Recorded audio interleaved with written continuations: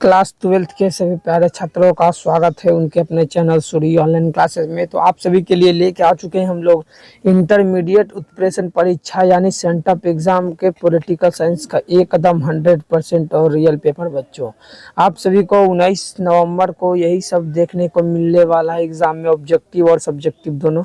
इसलिए आप सभी अपने मित्रों को शेयर कर दीजिए तुरंत ही। और अभी हम लगाने वाले हैं 100 ऑब्जेक्टिव। तो उससे पहले बता दें, इसमें 100 ऑब्जेक्टिव रहेगा, जिसमें से मात्र आपको 50 ऑब्जेक्टिव ही लगा के आना है, याद रखिएगा। यह आपका विषय कोड 322 रहने वाला है। पूर्ण अंक आपको टोटल 100 नंबर का होने वाला है यह पेपर। तो चलिए देखते हैं कि आखिर में कौन कौन से सब्जेक्टिव और ऑब्जेक्टिव सवाल है जो कि इस बार बिहार बोर्ड ने पूछा है। तो चलिए देखिए, आपके सामने पहला नंबर सवाल आता है, यही रहेगा एकदम पहला नंबर सवाल बच्चों, कि राष्ट्रपति के निर्वाचन की प्रक्रिया भारतीय संविधान के किस अनुच्छेद में वर्णित है। तो याद रखिएगा, पहला नंबर सवाल का सभी को बिल्कुल एकदम सी नंबर मार के आना है।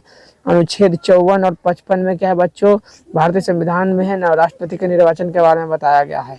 दूसरा नंबर सवाल देखिएगा कि भारत के राष्ट्रपति की संवैधानिक स्थिति क्या है। तो याद रखिएगा, भारत के राष्ट्रपति की संवैधानिक स्थिति यही है कि उसको हम लोग शासन का अध्यक्ष कहते हैं। तो ऑप्शन नंबर दूसरा का बी नंबर बिल्कुल एकदम सही आंसर लगा के आना है। तीसरा नंबर सवाल देखिएगा, कैबिनेट के मेहराब की आधारशिला किसको कहा जाता है। तो याद रखिएगा, कैबिनेट के मेहराब की आधारशिला हम लोग किसको कहते हैं, तो प्रधानमंत्री को कहते हैं। ऑप्शन नंबर तीसरा का भी बी नंबर एकदम सही सही मार के आना है बच्चों। एक भी ऑब्जेक्टिव गलती करके नहीं आना है, याद रखिएगा, क्योंकि यही सब सवाल एकदम रहने वाला है। चौथा नंबर सवाल, भारतीय संविधान के किस अनुच्छेद के अंतर्गत राष्ट्रपति देशव्यापी संकट काल की घोषणा कर सकता है। तो क्या है बच्चों, चौथा का एकदम ऑप्शन नंबर बी हमारा सही आंसर हो जाएगा। अनुच्छेद 352 के तहत राष्ट्रपति है ना, देशव्यापी संकट काल की घोषणा कर सकता है। पांचवा नंबर सवाल देखिएगा, कह रहा है राष्ट्रपति राज्यसभा के कितने सदस्य को मनोनीत करता है। तो याद रखिएगा, राष्ट्रपति राज्यसभा में 12 सदस्यों को मनोनीत करता है। ऑप्शन नंबर दूसरे पांचवा का सी नंबर एकदम जरूर लगा के आना है बच्चों। छठा नंबर सवाल देखिएगा, क्या बोल रहा है कि राज्य के शासन में केंद्र का प्रतिनिधि किसको कहा जाता है। तो याद रखिएगा, हम लोग राज्यपाल को कहते हैं। तो पांचवा नहीं बच्चों, छठा का बिल्कुल बी नंबर एकदम सही मारना है। आपको एग्जाम में एकदम 100% यही सब ऑब्जेक्टिव सवाल देखने को मिलने वाला है। इसलिए आप सभी को तो अपने मित्रों को शेयर करके, अगर नए हैं तो चैनल को सब्सक्राइब और वीडियो को लाइक कर दीजिए। अगर इसका पीडीएफ चाहते हैं तो इसके लास्ट में हम बताने वाले हैं कि आपको पीडीएफ कहाँ से डाउनलोड करना है बच्चों। तो देखिए, 7वां नंबर सवाल क्या बोल रहा है कि कोई मंत्री जो संसद या विधायक नहीं है उसे कितने समय में संसद या विधायक होना अनिवार्य होता है। तो याद रखिएगा, 7वां को बिल्कुल बी नंबर मार देना है। 6 महीने के अंदर में उसको संसद या विधायक बन जाना बहुत ही अनिवार्य होता है। अगला सवाल देखिएगा, एकदम 100% गारंटी दे रहे हैं कि बच्चों यही सब ऑब्जेक्टिव सवाल आपको देखने को मिलने वाला है। तो चलिए देखते हैं कि आखिर में 8वां नंबर सवाल क्या बोल रहा है कि किस अनुच्छेद के अंतर्गत राज्य में राष्ट्रपति शासन लगाया जा सकता है। तो याद देखिएगा, राज्य में बोला है राष्ट्रपति शासन लगाया जा सकता है। तो अनुच्छेद 356 के तहत राष्ट्र में पति शासन लगाते हैं राज्य में, याद रखिएगा। 9वां नंबर सवाल, कौन राज्य के मंत्री परिषद का अध्यक्ष होता है। तो बताइए, मंत्री परिषद का अध्यक्ष कौन होता है। तो 9वां का क्या मार देना है, बिल्कुल बी नंबर मार के एकदम आना है। मुख्यमंत्री को हम लोग राज्य मंत्री परिषद का अध्यक्ष कहते हैं। 10वां नंबर सवाल देखिए बच्चों, क्या है कि कौन भारत के राष्ट्रपति का महाभियोग लगा सकता है। तो महाभियोग राष्ट्रपति में मात्र एक ही व्यक्ति लगा सकता है, वह संसद में एक व्यक्ति। ऑप्शन नंबर बी बिल्कुल एकदम 10वां का मार देना है राइट आंसर। 11 नंबर सवाल, कौन सा सदन प्रधानमंत्री के खिलाफ अविश्वास प्रस्ताव ला सकता है। तो देखिएगा, 11 नंबर सवाल इस बार बहुत ही बढ़िया सवाल दिया है, हाई लेवल का एकदम सवाल है बच्चों। इसलिए आपको क्या करना है, तो एकदम यही सब ऑब्जेक्टिव देख के जाना है पहले से। तो बिल्कुल लोकसभा आंसर मार देना है 11 नंबर का। 12 नंबर सवाल देखिए, क्या बोल रहा है कि उपराष्ट्रपति कितने दिनों के लिए चुने जाते हैं।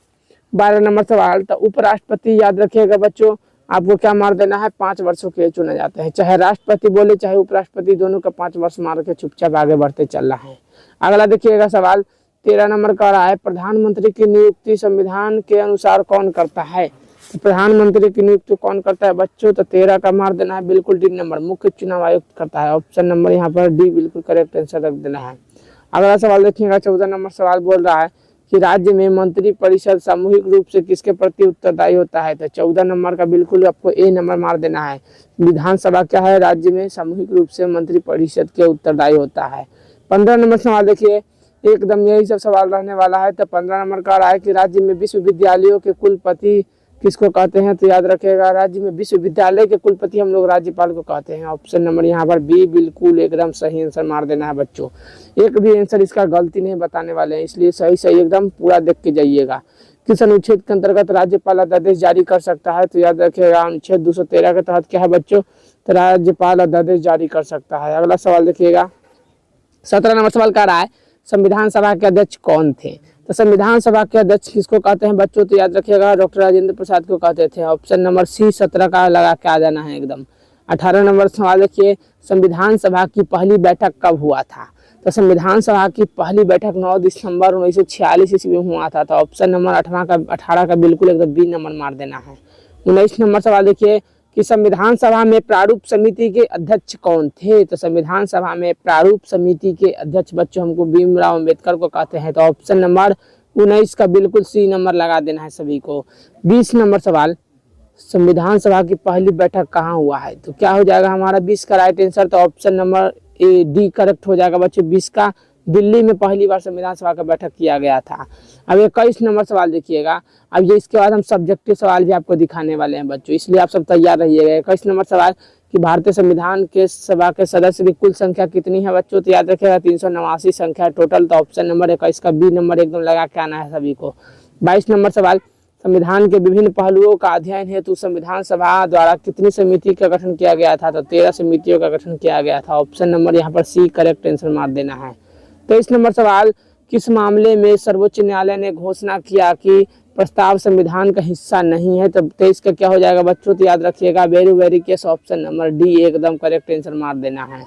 अगला सवाल 24 नंबर सवाल, किस संविधान संशोधन के द्वारा समाजवाद भारतीय संविधान के प्रस्तावना में जोड़ा गया था, तो याद रखिएगा 42वां संविधान संशोधन 1976 के तहत जोड़ा गया था, याद रख लेना है।